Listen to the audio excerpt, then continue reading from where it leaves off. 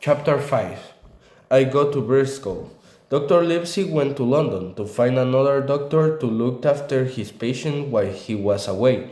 I waited at his home with Tom read through weeks passed, and I spent many hours studying Flint's map and dreaming of treasures. Then a letter arrived addressed to Dr. Livesey or Jim Hawkins if the doctor is away.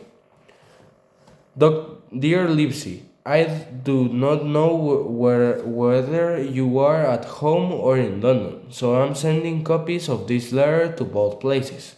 The ship is bought and ready for sea. You never saw a better ship, and with the name Hispaniola. I got her through my old friend Blandy, who, with everybody in Bristol, worked hard to find me a suitable ship when they heard the reason for a voyage. Treasure, I mean.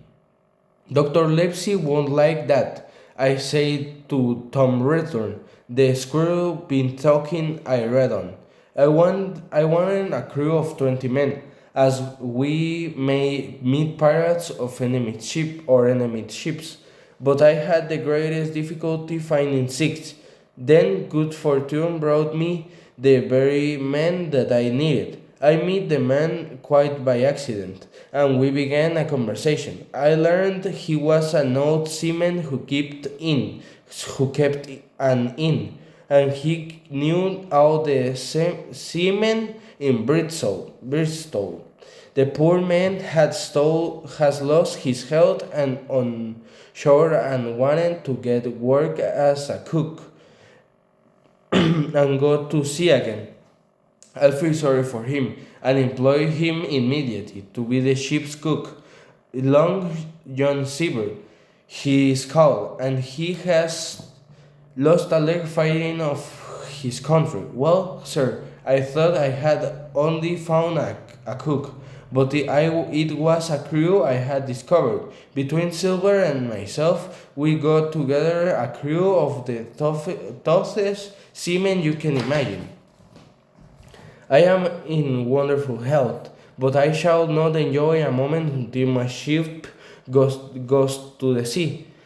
So come quickly, Lipsy, do not lose an hour, and let young Hawkins go at once to say goodbye to his mother, and then come quickly to Birdsall with Redthorn. John Terrell. P.S. Blandy found us an excellent man to be captain, and Silver found a man called Arrow to be first officer. Next day, I went to the Admiral's Benbow and said goodbye to my mother.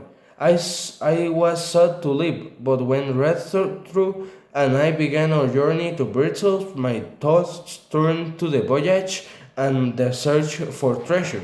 Mr. Terrell Wainey was waiting for us at an inn near to sea. Here you are, he cried when we arrived. The doctor came from London last night, so now the ship company is complete. We sail tomorrow. After I had finished breakfast, the squirrel gave me a note to take to Long John Silver at the Spyglass Inn. It was a bright little place where the customers was mostly seamen. As I entered, a man came out of a side of room, and I knew immediately he must be Long John. His left leg was cut off about his knee, and he walked with a crutch under his left shoulder. He was tall and strong with a big smiling face. Now, when I read about Long John in Squirrel Transwee letter, I had been afraid he might be the one-legged seaman that old Bill had talked about. But one look at the man in front of me was enough. I knew Old Bill and Black Dog and the blind man Pew. I thought I knew what pirate looked like, a very different person from this clean and smiling man. Mr. Silver, sir, I asked, holding out the note. Yes, my boy, he said. That's my name, and who are you? And then Then he saw the squirrel letter and looked surprised. "Oh," he said loudly, "I see you're our new cabin boy. I'm pleased to meet you." Just then, a customer got up and hurried to the doctor.